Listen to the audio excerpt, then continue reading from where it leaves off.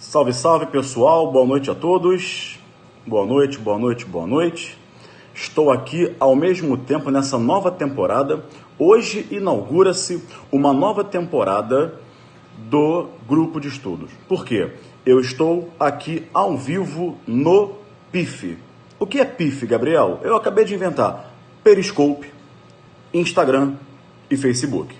Então eu vou ter que olhar para vocês três durante a minha fala. Periscope, Instagram e Facebook. Isso eu fiz para atender a pedidos de todos vocês. Então eu imaginei que se estivéssemos em 3 lives ao mesmo tempo, nós poderíamos fazer um estudo muito mais eficaz e poder alcançar o maior número de pessoas possível. Por quê? Porque o nosso estudo de quinta-feira é um estudo aprofundado, é um estudo extenso, com temas relevantes e é gratuito.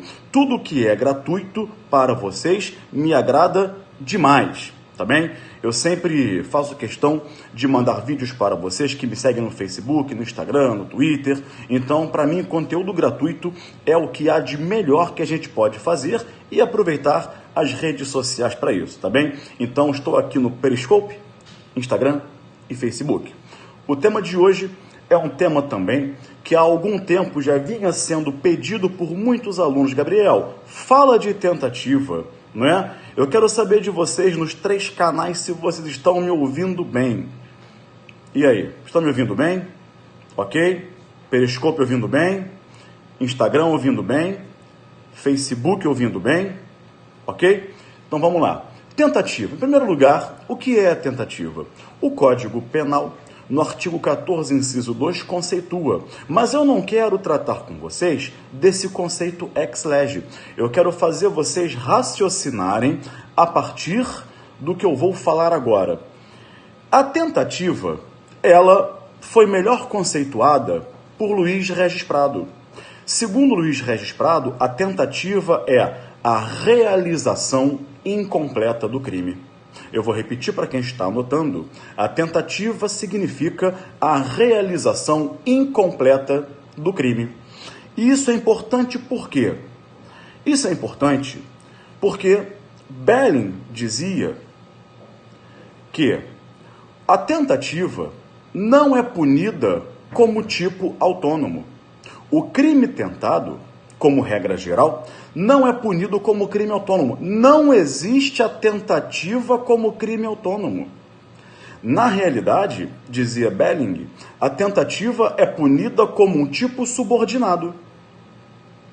Além de Belling fazer essa observação, que para mim é muito pertinente, não existe um crime de tentativa. É claro que existem os crimes de atentado.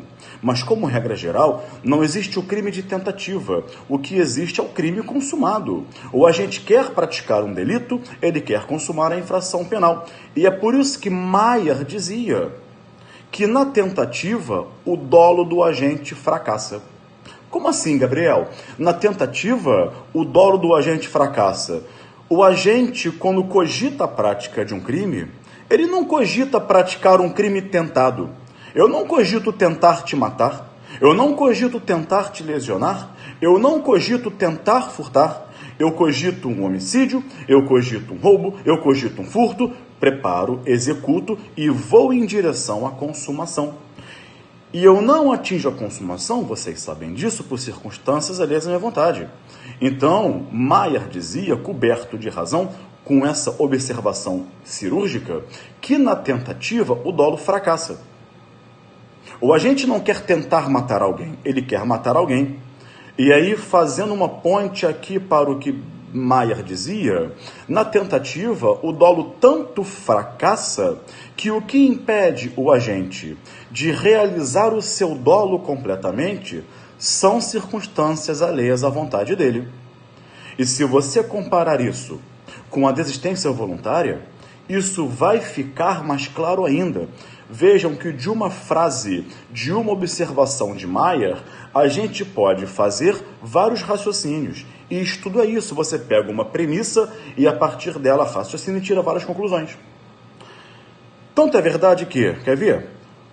Na desistência voluntária e no arrependimento eficaz, vamos dizer, o dolo do agente não fracassa. porque ele inicialmente ele cogita a consumação de um crime, e ele, não esgotando os atos executórios ou esgotando-os, ele impede a consumação. Na desistência voluntária e no arrependimento eficaz, o agente inicia a execução igualzinho na tentativa. Contudo, ele não atinge a consumação por circunstâncias inerentes à sua vontade. Ele não quer consumar porque ele desistiu voluntariamente ou ele arrependeu-se de forma eficaz. Então não fracassou a intenção dele. Ele disse: eu vou desistir de prosseguir na execução. Eu já esgotei a execução. Agora eu quero atuar em sentido contrário para evitar a consumação. Então não fracassa a sua intenção. Na tentativa fracassa. Ele quer porque quer consumar, mas ele não atinge a consumação por motivos alheios à sua vontade, ok? Muito bem, vamos avançar. Feito o raciocínio, então fizemos a comparação com outro instituto, vamos prosperar. O que é fundamental para que se fale em tentativa? Qual é a sua natureza jurídica? A tentativa, anotem que isso vem em prova, ela tem, amigos, uma dupla natureza jurídica. Dupla, Gabriel, dupla. Em primeiro lugar, a tentativa é uma causa de diminuição de pena. Mas a pergunta que sempre me fazem é a seguinte: Gabriel, pera lá. É uma causa geral ou uma causa especial? Bom, amigos, para quem tem essa dúvida até hoje, isso é uma questão de localização. É só vocês verificarem onde está localizada a causa de aumento ou diminuição. Se na parte geral, causa geral de aumento ou diminuição de pena. Se na parte especial, causa especial de diminuição de pena. Como a tentativa está no artigo 14, inciso 2, ela é uma causa geral e obrigatória de diminuição de pena, ok? Mas há uma segunda natureza jurídica. Qual, Gabriel? A segunda natureza jurídica está ligada ao tema adequação típica, tipicidade formal. Como assim, Gabriel? Vamos aprofundar, vamos evoluir. A adequação típica, ela dá-se de duas formas. Ela pode ser uma adequação típica por subordinação direta ou imediata, na qual, se eu for direto da conduta para o tipo penal, eu tenho adequação típica. Ou então, a adequação típica pode ser indireta ou imediata, ou como a doutrina alemã chama, dupla via, adequação típica por dupla via, não é? Então vejam só, a tentativa, ela tem natureza jurídica de quê? Também, além de ser uma causa geral de diminuição de pena, ela é uma norma de adequação típica por subordinação indireta ou imediata ou por dupla via. Gabriel, explica isso com o maior prazer. Em alguns casos, eu não posso ir diretamente da conduta para o tipo penal, porque se eu o fizer, a conduta será atípica. Pensem em Gabriel tentou matar Carlos. A minha conduta, em princípio, é atípica. Gabriel tentou matar Carlos. Você não vê o tipo penal dizer, 121, tentar matar alguém. Você vê ele dizendo, dispondo, matar alguém. Então, essa minha conduta de tentar matar Carlos, em princípio, é uma conduta formalmente atípica. Lanço o desafio para vocês, vocês do Periscope, vocês do Instagram e vocês do Facebook. Achem na lei penal brasileira o tipo penal, tentar matar alguém. Não existe. Então, tentar matar não é a mesma coisa que matar. Portanto, tentar matar, em princípio, é uma conduta formalmente atípica. Eu não posso ir da conduta para o tipo penal direto porque não há adequação perfeita. Agora, se eu sair da conduta, passar pelo artigo 14.2, que é da tentativa, e dele for para o 121, aí eu tenho adequação típica. Eu vou repetir. Se eu sair, eu não posso dar conduta para o tipo direto. Posso? Não. Mas se eu sair da conduta, passar pelo 14.2 e dele ir para o tipo penal do 121, agora eu tenho adequação típica. Gabriel tentou matar alguém. Ou seja, é o 14.2 que dá a adequação típica, pessoal do Facebook. É o 14.2 que dá a adequação típica à minha conduta, que a princípio era atípica. Entendeu, pessoal do Instagram? Você decorou, talvez, meus alunos do Periscope, vocês decoraram, talvez, que a tentativa 14.2 é uma norma de extensão. Ora, quem de nós nunca decorou isso e saiu repetindo por aí, às vezes sem saber o que está falando, né? Por que norma de extensão? Agora você vai entender. A minha conduta de Gabriel tentar matar Carlos, em princípio, é atípica. O que dá adequação típica à minha conduta é o artigo 14.2. Então, o 14.2, presta atenção, o artigo 14.2, ele estende a adequação típica a essa minha conduta que, em princípio, era atípica.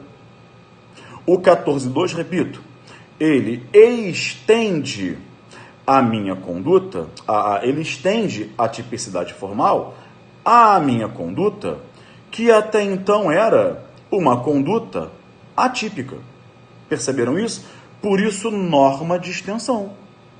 Mas, se você quiser ser mais técnico, ou melhor, se você quiser ser bem mais técnico, se você quiser ser cirúrgico, você pode falar que a tentativa é norma de extensão ou, tecnicamente falando melhor, a tentativa 14.2 é uma norma de adequação típica por subordinação indireta ou imediata ou por dupla via. Então, na prova oral, doutora, qual é a natureza jurídica da tentativa? Como é que você dirige-se à banca na prova oral? Excelência para lá, excelência para cá. Doutora, conceitue o artigo 14.2. Qual é a sua natureza jurídica? Excelência, o 14.2 tem dupla natureza jurídica. Ele é, a um só tempo, uma causa geral e obrigatória de redução de pena e também, num segundo momento, uma norma de adequação típica por subordinação indireta ou imediata ou por dupla via. Depois dali, meus amigos, é só você procurar a porta onde é a posse para você tomar, que você vai impressionar o examinador de uma forma tal que ele vai falar, caramba, essa pessoa sabe direito penal, tá? Muito bem. Avançando no estudo, não é? Dentro do nosso tempo.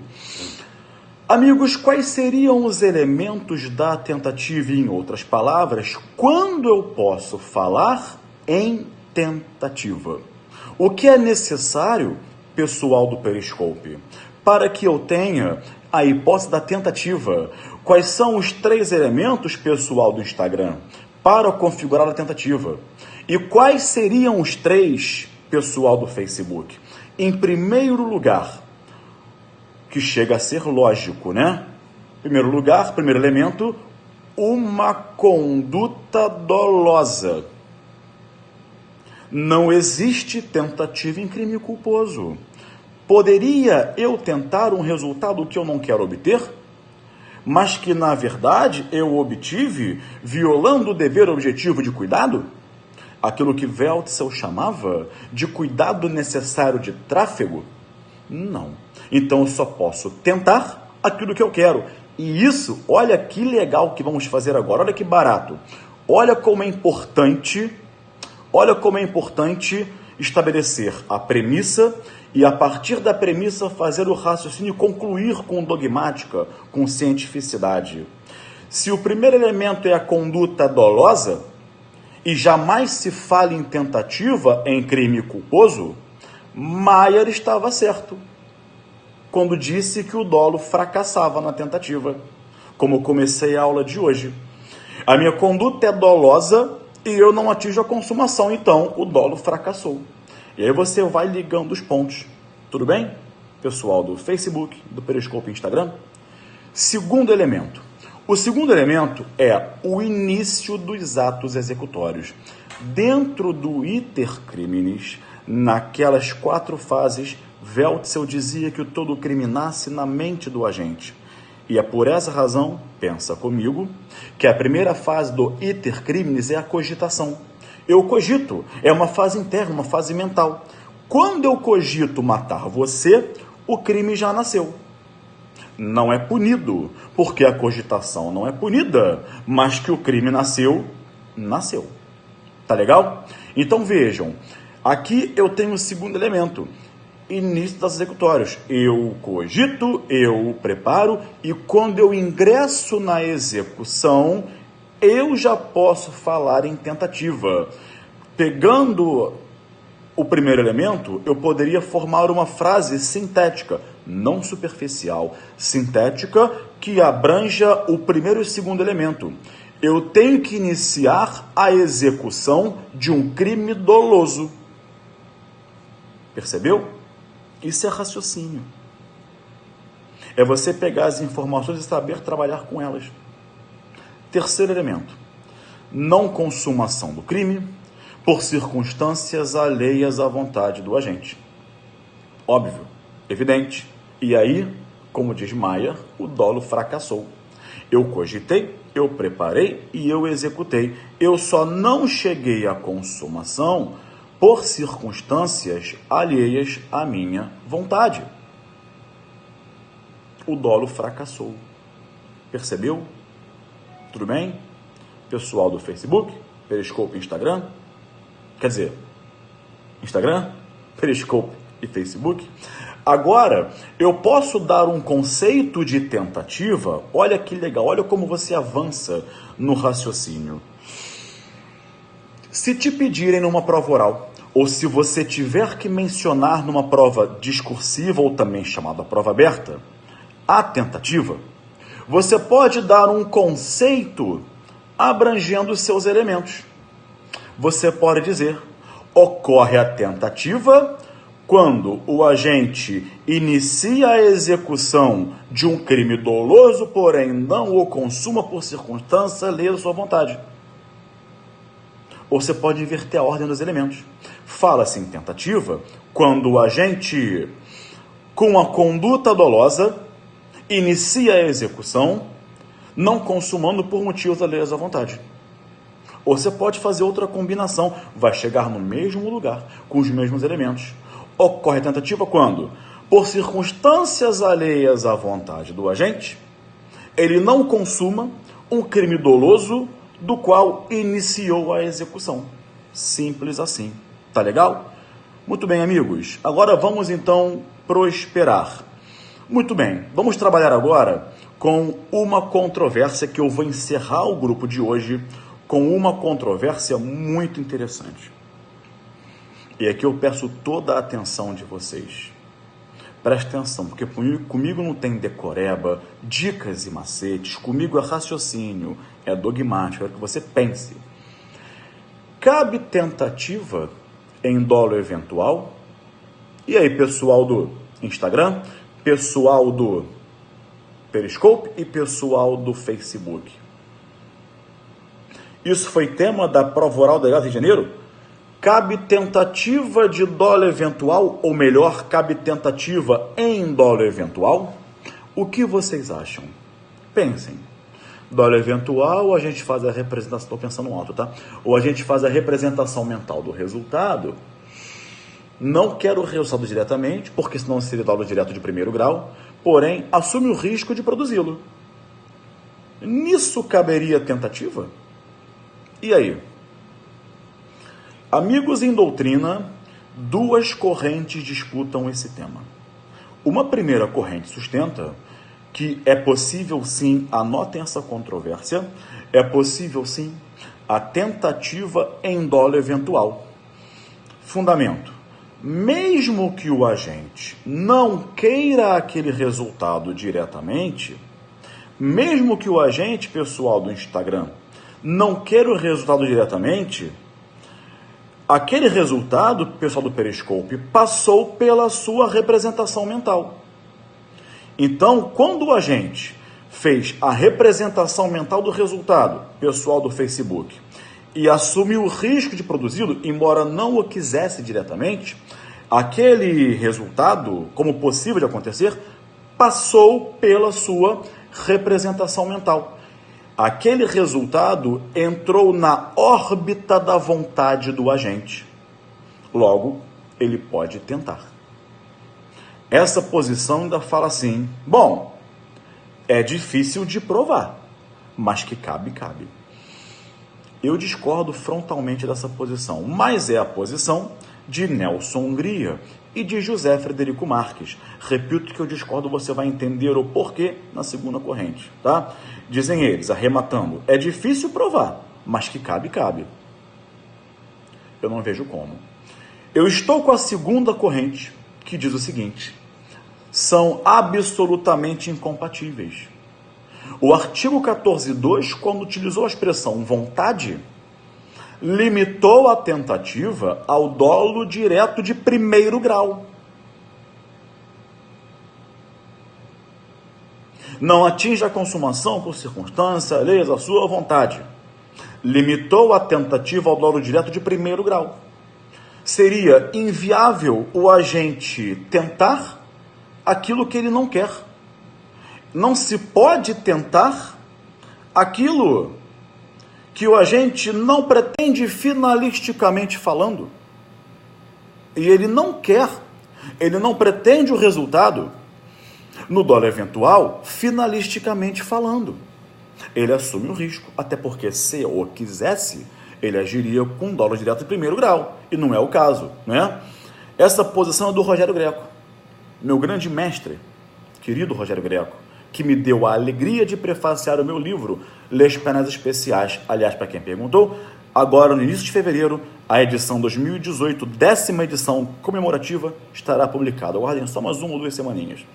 O Rogério Greco, com quem eu concordo em gênero, número e grau, ele dá um exemplo que para mim é irrespondível.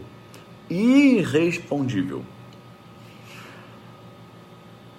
Imaginem que o agente vai para casa dirigindo seu veículo automotor em altíssima velocidade. Por estar em alta velocidade, evidentemente, ele assume o risco de produzir o resultado. É bem verdade que podia ser culpa consciente, mas eu estou, para deixar mais claro o exemplo, eu estou falando-lhes que ele agiu com dolo eventual. Ele disse: eu estou correndo demais a si mesmo, não é? Mas eu posso atropelar alguém. Contudo, se atropelar, que se dane. Eu quero chegar em casa mais cedo. Se atropelar, fica atropelado no meio da rua. Ele nitidamente assume o risco de atropelar alguém. E no trajeto, perto do trabalho para casa, ele passa por 200 pessoas. Pessoas no bar reunidas, pessoas que atravessam a rua no sinal, pessoas que estão de carro junto com ele no trânsito, no tráfego. Ou seja, ele foi para casa, dirigindo em altíssima velocidade, assumindo o risco de causar 200 homicídios. Então o Greco se pergunta: peraí, então podemos imputar a essa pessoa 200 tentativas de homicídio por dolo eventual. São 200 homicídios tentados com dolo eventual, o que é absolutamente inviável, impensável e inimaginável. E se ele passar por 500 pessoas, são 500 tentativas de homicídio por dolo eventual? Então, quer dizer, é uma pergunta irrespondível, não é? Ele sustenta essa segunda corrente, com a qual eu concordo. Para mim, esse argumento dele e o outro também é absolutamente irrespondível. Tá bem? Amigos, já estamos com 25 minutos do nosso grupo de hoje. Agora não posso mais chamar grupo de Periscope, né? Grupo de estudo do Periscope. Agora no PIF, né? Inventei hoje isso. PIF, Periscope, Instagram e Facebook. Periscope, Instagram e Facebook. Tá bem? E com isso, eu chego ao final do nosso grupo de hoje, do PIF, não é? E queria dizer a vocês que eu estava de férias, agora eu voltei nessa nova temporada e estaremos firmes e fortes como sempre estivemos aqui no Periscope, mas agora no PIF, tá bem? Eu quis analisar com vocês as questões relevantes de tentativa. E como eu faço em minhas aulas, eu fiz questão de não ser aquela coisa decorada, de eu chegar aqui e falar, para você anotar. Eu trouxe doutrina alemã, eu trouxe a crítica de Mayer, a posição de Behring, eu fiz o raciocínio com os elementos, eu ensinei vocês a conceituarem o Instituto, incluindo no conceito seus elementos. Então, isso é um estudo completo, isso é um estudo eficaz. Já acabou aquilo de o professor falar, você anotar e fingir que estudou e eu fingi que ensinei. Isso tem que acabar, tá bem? Dudu, meu amigo, um abraço lá de Aracaju. Amigos, Amanda, não é? Fabiana, Bruno, Rogério, foi um prazer estar com vocês. Pessoal Bom, nas 3 redes eu vou deixar o vídeo ao vivo, tá bem? Agora eu vou encerrar com uma comunicação. Existe uma coisa inédita que vocês nunca viram. Vocês terão 2 professores na mesma sala de aula, um de civil, que é o Bruno Zampier, que para mim é o melhor professor de civil do Brasil, e eu, que não sou o melhor. Vejam, nós vamos fazer um aulão num sábado em maio, chamado Direito Civil Penal. Gabriel, nunca ouvi. Eu conheço o Direito Civil e o Direito Penal. Agora, Civil Penal não conheço. Estaremos juntos, Bruno Zampier e eu, na mesma sala, um sabadão, para discutirmos entre nós 2, eu e Bruninho, e vocês vão assistir de camarote isso, temas comuns ao direito civil e ao direito penal. Prescrição. Como é no civil, como é no penal? Quais são os pontos comuns e qual é a diferença? Nexo causal. Qual é a teoria do direito civil e a do direito penal? Teoria do erro. Erro de tipo, erro de proibição. Discriminantes putativas. Caramba, como é que é no penal e no civil a situação de putatividade? Não é? E a coação? No direito penal, ela pode excluir a conduta ou a culpabilidade. E no direito civil? Na verdade, a coação no direito penal, ela é originária do civil. A gente aprende que no direito civil, coação é um vício da vontade. Então, se eu coajo você a praticar um crime, eu vicio tua vontade e não tem conduta. Na coação física, na coação moral, não tem culpabilidade. Esse aulão vai ser uma coisa inédita que até hoje nunca ninguém fez. Nós vamos desbravar porque a gente acha que você merece esse raciocínio. Vocês vão decolar no raciocínio jurídico, tá bem? Decolar no raciocínio jurídico, vocês vão evoluir, vocês vão avançar e conseguirão ver ao mesmo tempo direito civil e direito penal. Eu garanto, vocês podem usar essa minha mensagem como garantia pessoal. Eu garanto que vocês vão decolar no raciocínio jurídico. Vocês vão estar à frente de todos os candidatos que ainda estão naquele reme-reme de tentar decorar com dicas e macetes, limitar-se a copiar o que o professor fala. Vocês vão decolar. A partir dessa aula, repito, vocês podem usar essa minha mensagem como garantia pessoal. A partir desse aulão, o estudo de vocês nunca mais será o mesmo, tá bem? Meus amigos, onde vocês encontram isso?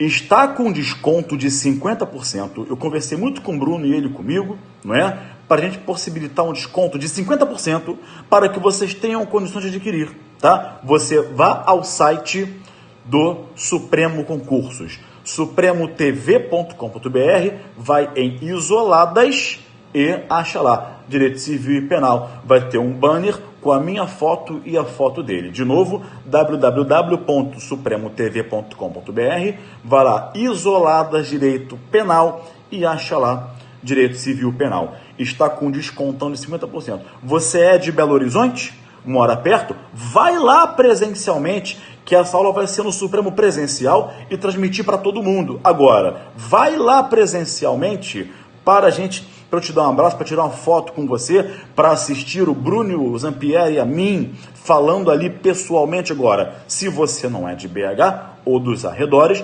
você vai ter acesso sim. Você vai ter acesso lá no site do Supremo Concursos. Tá bem?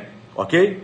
Muito bem, amigos. Então, me despeço de vocês. Obrigado pela companhia. Na quinta-feira que vem, estaremos juntos, tá bem? Aqui no Periscope, no Instagram e no Facebook, ou seja, no PIF, tá bem? Com o nosso grupo de estudos. Um abraço a vocês, um abraço, até o próximo grupo de estudo e tchau. Agora talvez demore um pouquinho, que eu vou desativar uma rede, a outra e programar para continuar lá no ao vivo, tá bem? Pessoal do Instagram e pessoal do Facebook, vou deixar a live lá. Pessoal do Periscope já fica lá direto, tá bem? Um abraço e tchau, gente. Agora vamos por partes.